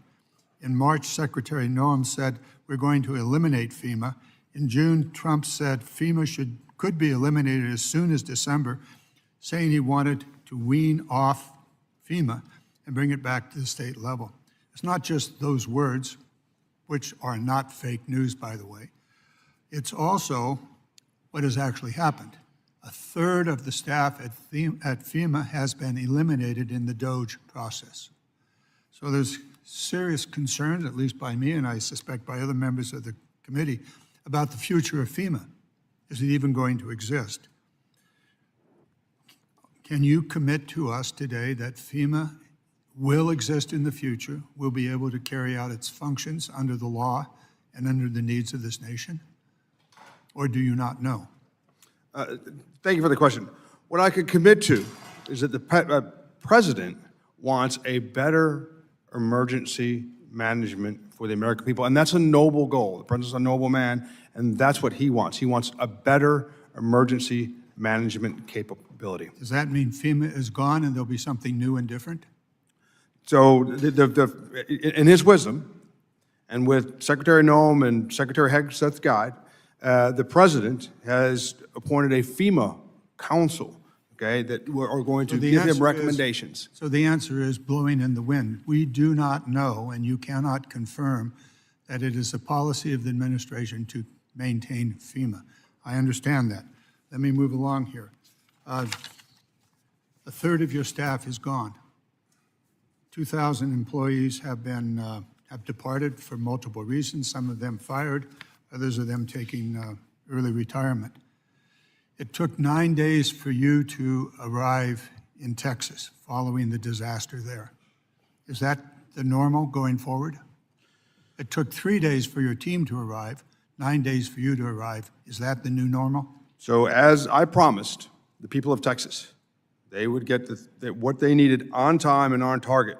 And I talked to the emergency manager of Texas, and he I asked him, what is the best thing I can do for you? And he said, remain on the ground and make sure that we get what we need on time. So I remained in Washington, D.C., kicking down the doors of bureaucracy. I got it. That's where I remained. So the top leadership of FEMA is not expected to respond to emergencies across the nation. Instead, you're going to remain in your offices here in Washington, D.C. I got it. I did go to Texas, and I went to Texas to confirm with the people of Texas that I had delivered on my promise. We'll see if that delivery is real or not. The next series of questions has to do with disaster mitigation. That is, getting ahead of the disaster. You just heard from Mr. Fong about his request for funding to reduce the fire risks in his area. Certainly that exists in my area, in the Bay Area. However, that program was terminated. Even though it was started in 2018 by President Trump in his first term, it's now eliminated. So the effort, so is it the policy of FEMA to rebuild that program to get ahead of the disasters and to fund disaster mitigation before it happens? What is the policy of the department? You're speaking of the building resilience, correct? That is correct. Okay. So it was started in 18, but under the Trump administration, that program began to be used for things like bike paths and shade at bus stops. So instead of dealing with those specific, rather small funding programs, you decided to eliminate this entire program. Is that correct? Well, that program, BRIC, is under litigation. I can tell you about the past, but I can't tell you anything about the future for that program. But it was being used for That's bike not paths. my question. What is the future? Is the BRIC program is terminated? Is it the intention of FEMA to restart it? Or are we simply not going to pay attention to an effort to reduce the potential for a disaster? What is Resilience is a top priority of FEMA, but that program, once again, there's litigation surrounding that program, and I'm not at liberty to speak of it. Gentleman's time has expired. Chair Thank you, thanks the Mr. gentleman. The chair now recognizes Representative Rouser from North Carolina. Thank you, Mr. Chairman, and Mr. Richardson, thank you for your service. It's not an easy job that you have by any means, but a very, very important job. Just to finish that line of questioning, or your answer rather, you mentioned BRIC, the BRIC program was funding bicycle paths, and then what else you got cut off? I was just curious what else you were going to say. So there was bicycle paths, it was trees surrounding bus stops, and these grants have been used for a lot of rather what I would call odd things. For example, we put people up in the Roosevelt Hotel, or illegal immigrants up in the Roosevelt Hotel. With some of the grants, that wasn't necessarily a wise thing to do. We also have funded projects that made DEI ambassadors for the New York City Police Department. Yeah, so not exactly mitigation efforts. Right. During the Biden administration, it seems like there were a lot of the grants. A lot of the grants sound good, and then you dig into them, and they're not so good. I've got a note here on a handful of them, but so yeah, if you're housing folks in or illegal aliens in the Roosevelt Hotel, that's probably not the best use of the American taxpayers' money. Okay. Looks good on the surface, but when you get into it, it's not. I got the answer there. Let me move on to my questions before I run out of time. So the Review Council. When does FEMA anticipate the Review Council will finalize and share its recommendations for Congress? Do you have an idea of a timeline on that? The FEMA Review Council is working now, and there's, in the late fall, I believe that's when, or when are they plan to give their recommendation to the president. Thank you for that. Hurricanes Matthew and Florence, they affected my district pretty significantly. Matthew was in 2016, Hurricane Florence was in 2018. In 2018, Brock Long was the administrator, and I have to say in both of those storms, the FEMA response was very, very good. But we still have, those cases are still open. They've not yet closed. In other words, there's still need there, and there's still reimbursement that's waiting to be signed, or I'm not sure where it is in the bureaucratic process. And of course, those storms were 7 and 9 years ago, respectively. Or let me just put it this way: can you get me a report on exactly what's left to be finished up on as it relates to those two storms? Not right now, but soon after this hearing, when you can. Yeah, thank you for the question. Each day I get a snapshot of the open disaster claims, and it's shocking to see how many of them are still open. And no doubt, we need to reduce the number of open declarations. And yes, I can get back with you. I'd be happy to get back with you on that. Yeah, is that an issue of resources or administrative time, or what is the holdup there, or regulatory burden of some sort? My gut feeling is it's just how it's developed over time. Probably at one point, a handful of people, touched it, and by this point, there's many more people than necessary to touch that. Okay, one last thing. Hurricane Helene didn't hit my district, but it did hit my friend and colleague Chuck Edwards and Virginia Fox really, really hard. Their districts in western North Carolina. Obviously, you have every storm is different. Every locale is different. In western North Carolina, you have a lot of private roads. FEMA traditionally doesn't help out with private roads, but if those private roads don't get rebuilt, you can't, get debris and other items that are necessary for recovery. And I think that's been one of the big issues for Western North Carolina. Chuck Edwards had tried to get some clarifying language included as part of the CR. That didn't work out. But flexibility in terms of addressing need, because again, not every place is the same, I think is crucially important. Is that a line of thought that you all are pursuing at all? The question involves private roads, and thanks for the question again. Right, private roads is an issue, particularly for some reason in North Carolina, and we're working for a way where we can resolve that and try to provide a resolution to that, and I'll keep in contact with you and make sure you kind of stay abreast of that. Well, until that aspect is handled, it's just hard for that area to make any kind of substantial recovery. That's the bottom line, and it's somewhat unique to Western North Carolina, which speaks to the need for flexibility when you're dealing with these disasters and response. Yeah, my heart goes out to the people of North Carolina and that whole region, Tennessee, Western Virginia, that had to suffer that tragedy. Thank you, sir. I yield back. Gentleman, thanks. Or the chair thanks the gentleman. The chair now recognizes Representative Gill. Well, thank you, Mr. Chairman, and thank you, Mr. Richardson, for being here today.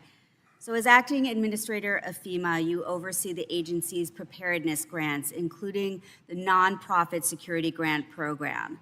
And as I'm sure you're aware, synagogues, churches, yeshivas, and many other houses of worship across our country, and certainly in my district on the South Shore of Long Island, rely on these grants to keep their congregants, their worshipers, and our residents safe.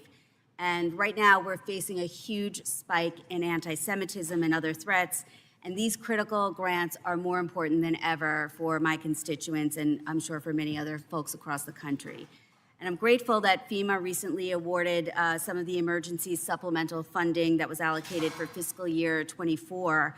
However, the agency still has not opened applications for fiscal year 25 funding, which Congress had approved back in March.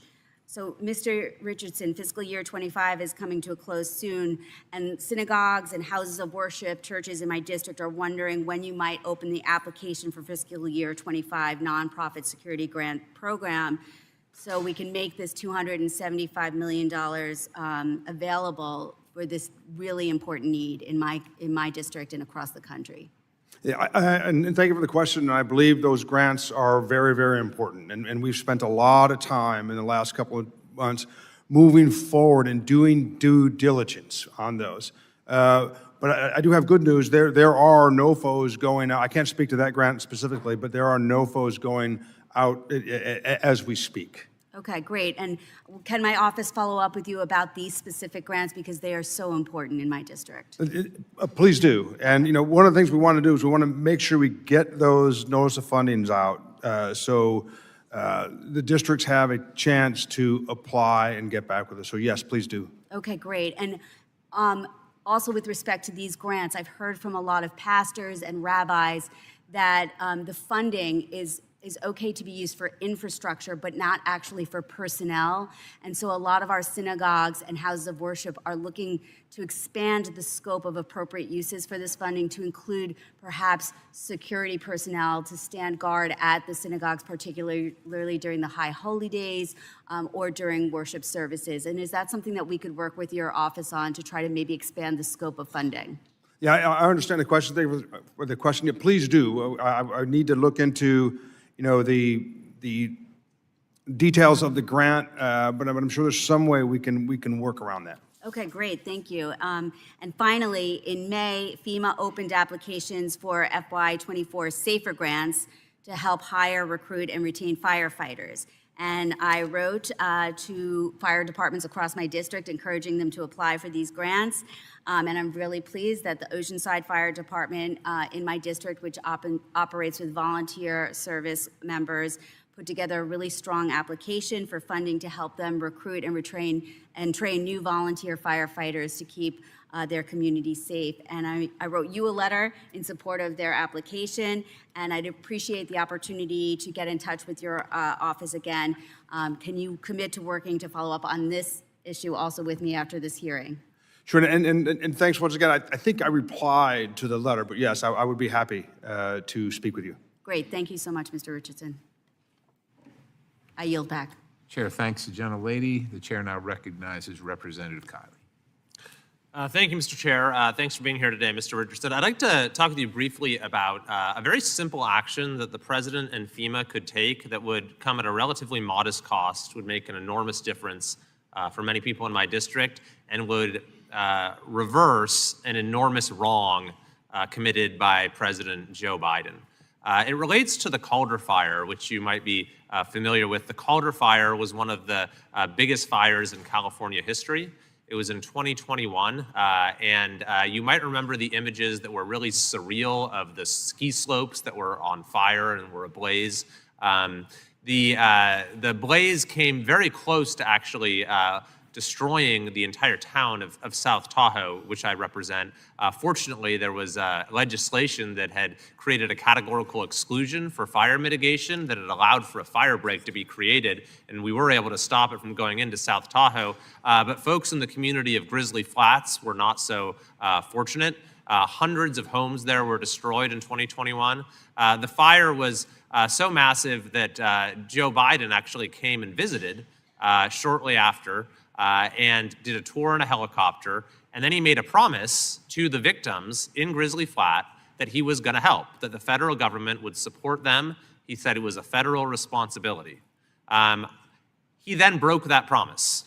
Joe Biden's FEMA denied individual assistance to the victims of the Calder Fire in Grizzly Flats on multiple occasions. I spoke with the president about it personally, and he said he wanted to correct the wrong. He never did. And so these folks now, several years later, many continue to suffer with the rebuilding process. Many are still just camped out in RVs or trailers on their property, and they still have not received the individual assistance that they're entitled to. So FEMA, under President Biden, as I mentioned, denied this multiple times. But the president has the authority to grant the assistance himself. And in fact, President Trump did this during his first term for multiple wildfires in California. So my question is this something that you might be able to look into and talk with the president about to finally get the victims of the fire in the Calder Fire, the victims in Grizzly Flats, the individual assistance they deserve? Yeah, I can go both ways on that. I can talk to, and thank you for the question, I can talk to Region 10, Bob Fenton, and I can also reach out to the White House, find out where the Delta is, and then get back to you with the potential way forward. I really appreciate that. And I think that, there's also room to look at the process by which these determinations are made within FEMA because, one of the things, for example, that they used in their analysis, even though there are bigger wildfires where folks have gotten the individual assistance, they, for example, looked at the income level in El Dorado County as a whole, which is where Grizzly Flats is, even though Grizzly Flats itself is not by any stretch of the imagination a wealthy area, but they counted the overall median income of the county against the people who lost their homes within this particular jurisdiction. There's a lot of arbitrary things like that that just don't make sense. But at the end of the day, this is a promise that the President of the United States, Joe Biden, made to the people in our community, and then he broke that promise. And I'm really hopeful that the President, if he has the ability to do so, can right that wrong. I'll reach out to Region 9, I'll reach out to Region 10, and then I'll be able to get back with you. Thank you very much. Appreciate it. Yield back. I yield to the chair, in fact. I thank the gentleman. Regarding the issue of call time, I just want to reference the New York Times article, which apparently was the source for the dispute over how many people actually received an answer on the call. And according to the article, it says, according to a person briefed on the matter who spoke on the condition of anonymity. Now, like I've said before, we all have, I think, reasonable criticisms of and valid criticisms of FEMA, but on this occasion, I just want to make sure we're not making judgments based on people that spoke on condition of anonymity. And further in the article, it says the agency did publish similar data on October 29, 2024, which I'll remind everybody was during the last administration, during President Biden's administration, days after Hurricane Helene barreled across the South and nearly 3 weeks after Hurricane Milton hit Florida. That information showed the agency did not answer nearly half of the 507,766 incoming calls over the course of a week, E&E News reported. With that having been said, Mr. Administrator, can you, like I said, I think we all want to level set here. People on both sides of the aisle would like to know the efficacy of the call center and the response to people calling in for disasters. Can FEMA provide that information and the source of that information moving forward? Can we get a report on that so that we can know how well FEMA is performing in that paradigm? So this is how I'll answer that, Mr. Chairman. I think we can legally share that with you. I think we can. Okay, I don't know for sure, but if we can, we will. I do know that we surged support. Yeah, I understand. I think that both sides of the aisle would like again, to level set and know what that information is and the source of that information. And if there's some reason that you can't do it legally, we would like to know that as well so we can take whatever action is appropriate here in Congress. Yes. All right. I'll fully cooperate. I thank the gentleman. The chair now recognizes the gentlelady, Representative Titus. Thank you, Mr. Chairman. Mr. Secretary, I'd like to go back to the conversation about NOFOs. You mentioned it several times, said that information is out the door. That's good news because some of these are months behind. I'm particularly interested in the UASI grants. That's the Urban Area Security Initiative grants, if you're familiar with that. Those are especially important in my district of Southern Nevada, Las Vegas.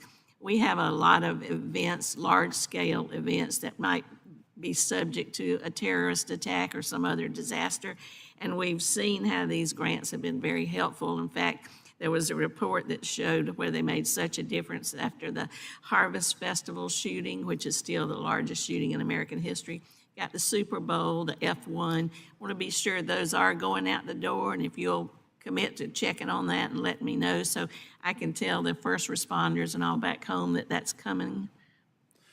What I can commit to is that we've been doing due diligence on all of the grants, and we're getting the NOFOs out the door as we speak. So we want to make sure we got the NOFOs out the door so that we have a chance to respond to them. I can't necessarily tell you exactly which ones, but I can tell you that they are going out the door as we speak. Okay, well, I'm glad to hear that. I led a letter to you about this with the Nevada delegation trying to encourage this to happen. So if your office will let me know if we're one of the ones that's going out the door, I'd appreciate it. Yeah, and I believe I responded to your letter, Representative Tice. Well, thank you. We'll look forward to getting that. I also want to talk about another thing that's particular to my district and to the Southwest. I wonder if you're aware of which weather condition causes the most death in the United States. I don't know exactly which one causes the most of that. I have a hunch which direction you're going on this. I'm not exactly sure. Well, it's surprising. A lot of people wouldn't guess this. They'd say tornadoes or floods or hurricanes, but it's not. It's extreme heat. Extreme heat causes more deaths. Now, it's less visible than some of these other disasters. It's harder to show on TV. It lasts longer. It impacts different people in different ways, but it is the largest cause of death. And last year in southern Nevada alone, there were 520 heat-related deaths, and we already have nearly 30 just in Clark County in my district already this year. So I've been working on getting FEMA to recognize extreme heat and be prepared to help communities deal with it, mitigate, recover, whatever. I'm pleased that I'm introducing a bill that's the Extreme Weather and Heat Response Modernization Act with our ranking member. So Mr. Stanton, we introduced that in May, and it will empower FEMA to have more authority to help with this. So I wondered if you are aware of it or you would be willing to work with us to help us get this through so extreme heat can be recognized and addressed, because it's only going to get worse. It's not going to get better. Thank you, Representative. I do know, and I'll be glad to work with you, and I do know that the Stafford Act does recognize heat. So I'm aware the Stafford Act recognizes, and I'm willing to work with you. I appreciate that. And it does recognize, but it's not, it's hard to get it declared and recognized formally because, like I said, it's not as easy to recognize as a flood that happens in 2 days like in Texas. It's an extended problem, and like I said, it hurts different people in different ways, affects lives, and it affects livelihoods. So Mr. Stanton and I, I'm sure will appreciate your getting involved and helping us with that. Thank you. I'll yield back. Thank you. The chair thanks the gentlewoman. The chair now recognizes the representative from Pennsylvania, Representative Bresnahan. Thank you, Mr. Chairman, and thank you, Mr. Richardson, for being here. I represent northeastern Pennsylvania, which has been privy to flooding over the years dating back to 1972, slightly before my time, but still, as I drive around with my family, my grandmother, she'll occasionally point to different areas about how high the water actually was. And then back to 2011, northeastern Pennsylvania saw some flooding in an area outside of a levee system, which totally decimated a community, ultimately redrawing the flood maps and making it extremely challenging for various different homeowners to be able to get flood insurance, and created some additional strains on the school districts. So actually back to 2021, we also saw a flood that actually claimed the lives of at least one person in Lackawanna County. And this past May, the city of Scranton was finally able to complete 40 projects totaling $5.5 million to improve 8 waterways and infrastructure damaged by severe flooding in August of 2018.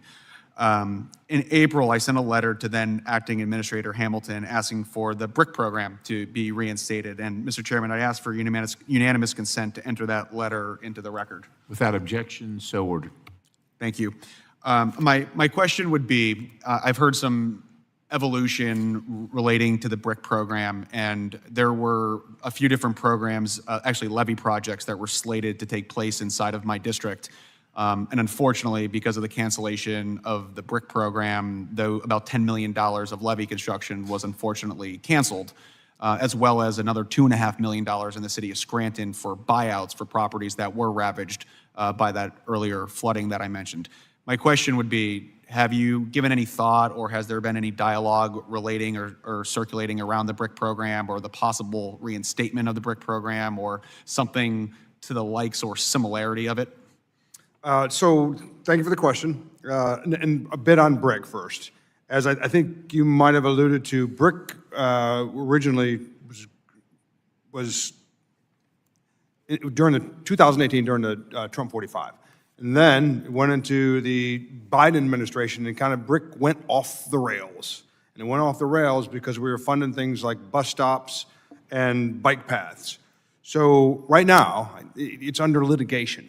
And what I can, so I can't really speak about, but what I can tell you is that resilience is a priority for me, and it's a priority for FEMA. So even though the BRIC program is under litigation, resilience is important and a top priority for me, and I would like to stay engaged with you on that regarding BRIC. Regarding resilience.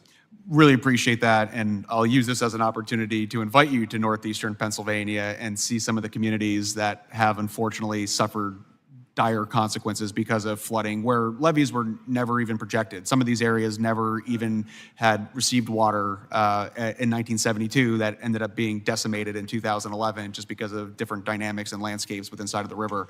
But I definitely want to continue to stay in touch, work together on some different systems and solutions for my community. So I appreciate you being here. I yield back. Chair thanks the gentleman. The chair now recognizes Representative Hall. Thank you, Mr. Chair, and thank you, Mr. Richardson, for joining us today.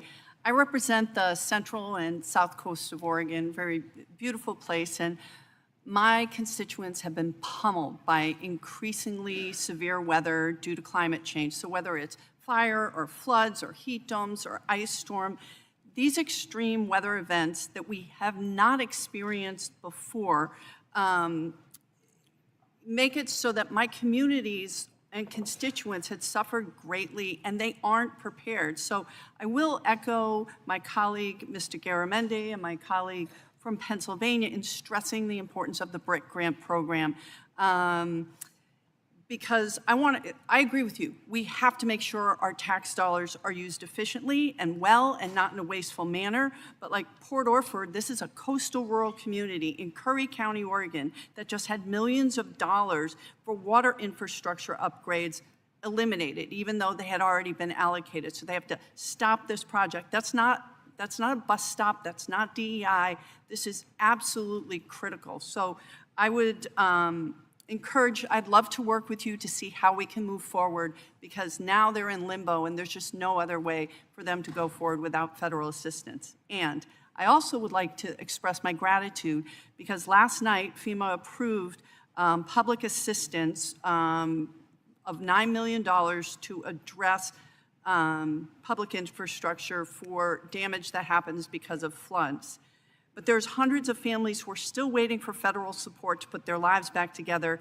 These people were advised not to get flood insurance because the areas had never flooded before. So the personal assistance, and even though it's like $800 to $2,000, my community, these communities are almost $20,000 less than the median income. That $800 to $2,000 make all the difference in the world for them to get their lives back on track. So we still have, I don't want to play a blame game. There is no administration that has handled FEMA well, none. It is inefficient. You have people that are traumatized that have to go through bureaucratic processes. I still have 200 people upriver from me that are out of their homes from the 2020 Labor Day fires. We are waiting for reimbursement from FEMA from 2020, 2021, and every year since then. And the process is bureaucratic. We're so worried about someone not stealing a penny that we make these traumatized people go through too much. So again, would love to work with you on how we can have this be more efficient and get aid directly to people and those tax dollars working. So I have two questions. It's been over 2 months since Oregon requested a disaster declaration for these floods. When can families expect a decision on individual assistance? And secondly, is FEMA still considering changes to the public assistance thresholds that would cut off support disasters like our floods in Oregon? Because that doesn't look like reform. It looks like an action that's gonna punch people while they're down. So those are my two questions. So thank you for the questions. And flooding, by the way, is, as you know, the most costly disaster that we have. Regarding the first question, which is, could you just summarize the two questions? I'm going to jot them down real quick. So, first question, how do we track and when can we expect a decision Got on individual assistance. We got the public assistance, but this individual assistance might, in the scope of a federal budget, look small, but it's massive, massive to my communities. So all the declarations have been cleared. I was briefed on that this morning, so they're all cleared at this point. So even for the individual assistance? Yeah, I believe so, but I was briefed on it this morning, so we'll I do follow up believe with that you. they were cleared yesterday. And then, is FEMA still considering changes to the public assistance threshold that would cut off support for disasters like our floods, our fires, the ice storms? I mean, these are not things we have suffered from before, and they're kind of smaller areas, so we oftentimes just get overlooked. So and I understand the question. As we currently stand, they remain the same. However, the future of FEMA is going to be determined by the council. So that would be forthcoming depending on what the council decides to recommend to the president. Okay. And then finally, I will just say again, please do not throw the baby out with the bathwater. Do not eliminate and completely take out the BRIC programs, because they're really, really important work that's done, and we need those dollars. I get that we can disagree, or you can say that you don't think this is the way money should be spent, but water infrastructure and resilience are critical, and that is something in a bipartisan way we should agree that our federal dollars should be pointed towards. So thank you so much. Thank you. Chair thanks the gentlewoman. The chair now recognizes Representative Carbajal. Thank you, Mr. Chair. Thank you, Mr. Richardson, for being here. I want to start by reminding all of us why these federal dollars exist in the first place: to support the American people when they need it the most. These funds are meant to help communities prepare for the worst and respond quickly when disasters strike. Mr. Richardson, you say you stayed in Washington during a recent disaster to kick down the doors of bureaucracy. But for the Central Coast and for many communities across the country, FEMA delays in reimbursements have had real consequences. Contractors, cities, counties are forced to front the cost of emergency response and recovery, straining local budgets and slowing down rebuilding efforts. Yet when it's time for the federal government to pay back local communities, it is holding funds rather than repaying its share. Why? Because Secretary Noem is now personally reviewing every FEMA grant contract over $100,000. This bureaucratic bottleneck is suffocating our communities. I have heard from my constituents, from